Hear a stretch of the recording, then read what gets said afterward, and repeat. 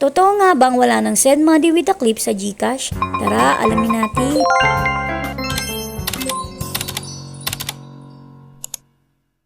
So alam niyo naman, recently lang ay naggawa ako ng video tungkol dito sa GCash send money with a clip, kung saan na pwede kang mag-send ng money at pwede mong lagyan ito ng mga photos, videos, audio at sa marami nilang iba't ibang themes. Pero nagulat ako kasi sa isang video ko, may nag-comment na wala na nga daw yung send money with a clip. Kaya dali-dali ako pumunta sa aking GCash at chinek ko kung totoo nga bang wala na siya, at nakita ko nga na wala na siya sa mga pagpipilian.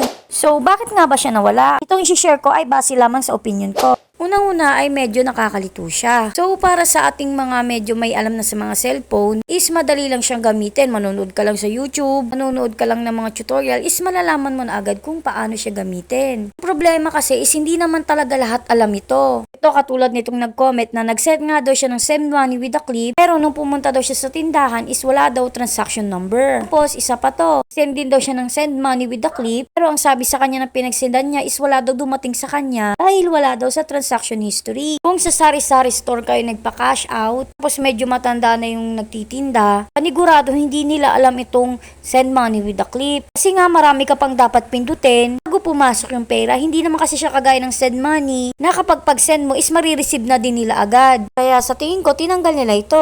So next naman na sa tingin ko is pwede kasi itong magamit for scamming. Alam nyo naman na ang GCash send with a clip ay kailangan pa siyang maraming pindutin bago mo makuha mismo yung pera or ma-receive mismo yung pera. Kapag once na hindi mo agad ma-open yung clip na sinend sa'yo sa loob ng 3 days, ay babalik yung pera sa sender. Meron kasing palugit ang GCash na kapag sa loob ng 72 hours na hindi mo pa rin na-open or nakiklik itong open clip, ay babalik ang pera sa nag-send. Eh paano kung nabigyan mo na ng pera? Or di naman kaya may binili siyang product sa'yo, tapos ikaw wala kang idea dito sa send money with a clip, eh wala na yung pera mo. Thank you na lang. Sayang tong send money with a clip kasi isa siya sa magandang feature ng GCash. Kasi nagkakaroon ng kulay yung simpleng pagsisend money lang eh. Kasi nga pwede mo siyang lagyan ng photo mo, photo ng families nyo, tapos pwede ka rin mag-audio. Tapos marami pang teams na pagpipilian na swak sa kung anong occasion ang meron. Pero yun nga, wala tayong magagawa sa bagong update ni GCash. At i-wish na lang natin na sana before Pasko,